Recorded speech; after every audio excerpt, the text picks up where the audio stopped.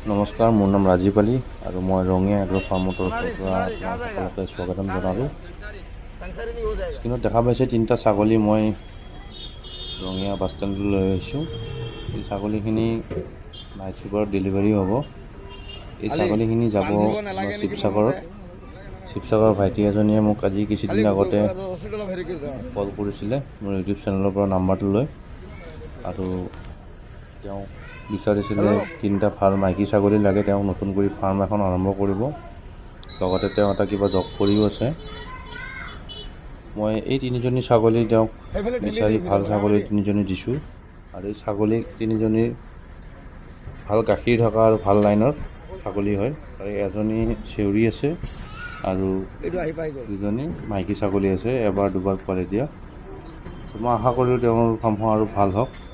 কোনোবা ছাগলী লাগিলে